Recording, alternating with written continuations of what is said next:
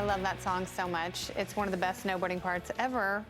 And we're not going to get into it because I'll start crying, and I adore you. Hi, this is The Independent. For the past 2 years, Democrats have pointed to Benghazi Gate as an overhyped conservative ploy, and even Republicans like Lindsey Graham have said the GOP-led House report on Benghazi was, quote, full of crap. Molly Hemingway says the media and politicians have misread the report and misled the people in her latest article, 20 Ways Media Completely Misread Congress's Weak Sauce Benghazi Report. Let's bring on some strong sauce. It's Molly Hemingway, one of our very favorite, senior editor at The Federalist. So, Molly, it seems like you were one of the few people who actually read the Benghazi report. What did you find in it, number one, that you found to be most important? And number two, what did the media leave out that was so glaring? Yeah, everyone said that this report completely exonerated the Obama administration, and I had the idea of actually reading the report.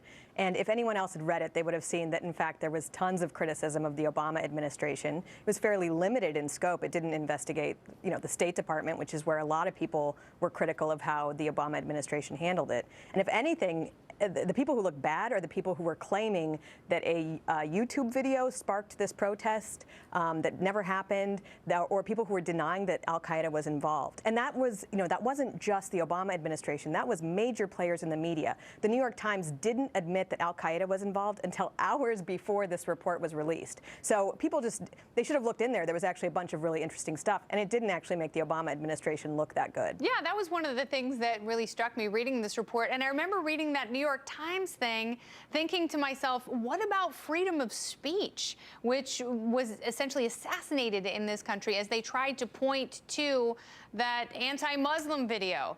Where did that invention come from that was later fed to Susan Rice? And as you pointed out, the report was critical of Susan Rice's handling of those talking points. The CIA actually knew immediately that this was an Al-Qaeda pre-planned attack, that there was no protest. I mean, they really knew there was no protest. That would have been information that would have been communicated. And they sent that information back to HQ, here in D.C. immediately. But somehow, the political process took over, and the deputy director of the CIA and other people involved with the CIA started rewriting everything except for the date that this deadly attack took place. This was orchestrated and pushed, and I think that this is deeply alarming, not just that they changed the facts that they knew, but also what they did with it. I don't know if you remember that, Hillary Clinton went and said that we don't believe you can criticize other religions in this country. President Obama said the same thing. They got this message out. We actually do believe you can criticize other religions in this country. Yeah, isn't that the point? Part of the point of the First Amendment is you can actually have an unpopular opinion that is constitutionally protected.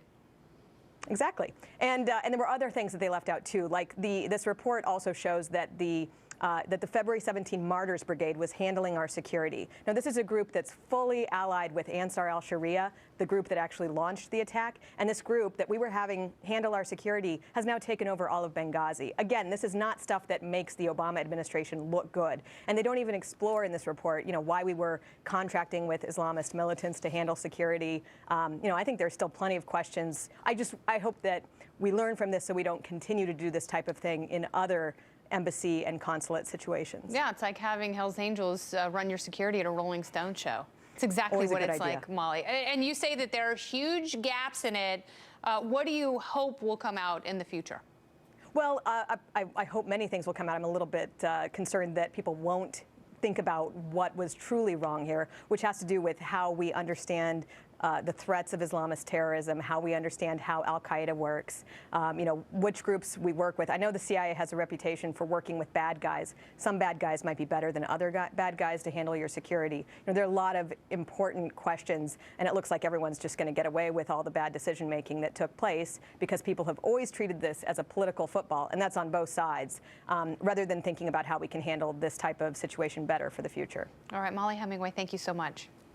Thanks. Indeed. All right, we're going to take a spin on the world's longest snowboard, meet the world's toughest guard dog, and the hottest public display of affection since Kim and Kanye got on that motorcycle. Yeah, the topical storm, it's next.